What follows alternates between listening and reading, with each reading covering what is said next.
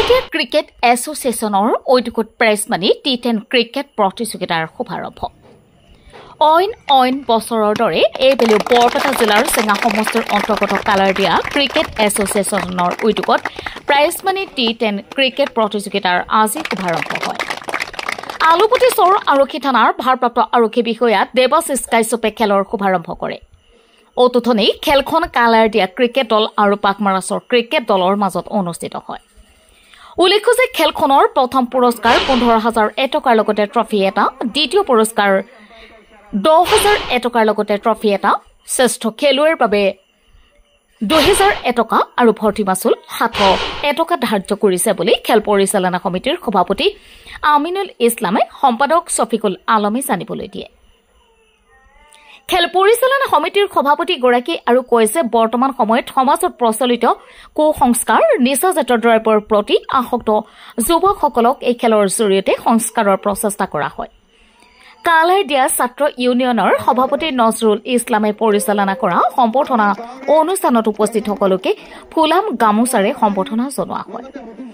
উক্ত prize money cricket খেলখন পৰিচালনা কৰা সকলো ৰাইজৰ সহায় সহযোগিতা আন্তৰিকতাৰে কামনা কৰিছে আয়োজক সমিতিয়ে। News desk report MT news.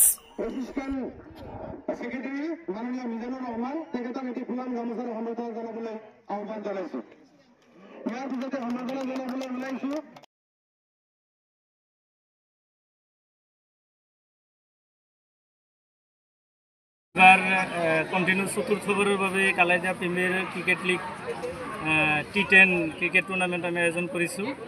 আমি প্ৰত্যেকবাৰে এনেকুৱা এটা প্ৰত্যাশা লৈ এই অনুষ্ঠানৰ আয়োজন কৰোঁ আৰু এই টুৰ্ণামেণ্টৰ লগতে সংগতি ৰাখি আমি সমাজৰ সচেতনমূলক বা কুসংস্কাৰ দূৰ কৰাৰ কাৰণে অনুষ্ঠানো ৰাখোঁ।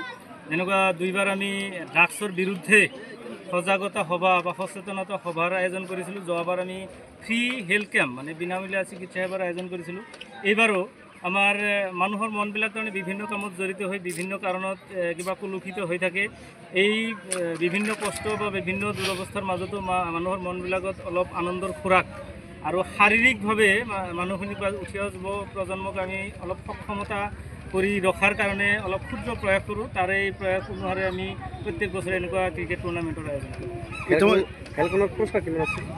পুৰস্কাৰ আমাৰ প্ৰথম পুৰস্কাৰ 15,000 টকাৰ লগতে ট্ৰফি, দ্বিতীয় পুৰস্কাৰ হিচাপে 10,000 টকা আৰু লগতে ট্ৰফি, মেন অফ দ্য ছিৰিজত থাকিব 2,000 টকা আৰু ট্ৰফি, মেন অফ দ্য মেটছত থাকিব আপোনাৰ ফাইনেল খেলত 1,000 টকা আৰু লগতে ট্ৰফি। কিমানটা দল ইতিমধ্যে জইন কৰিছে? আমাৰ মোটামুটি 14টামান দল ইতিমধ্যে জইন কৰিছে আৰু প্ৰত্যেক বছৰে আপোনাৰ অসমৰ বিভিন্ন জিলাৰ পৰা এটা সময়ত লকডাউনতো আমি খেলিছিলোঁ যদিও কোনো শাসনৰ মাজত, কিন্তু ষ্টেট লেভেলৰ আপোনাৰ ৰঞ্জি ট্ৰফি খেলা খেলুৱৈ কিছুমানো আমাৰ এই প্ৰতিযোগিতাত অংশগ্ৰহণ কৰে। এইবাৰো আপোনালোকে নিশ্চয় দেখিবলৈ পাব।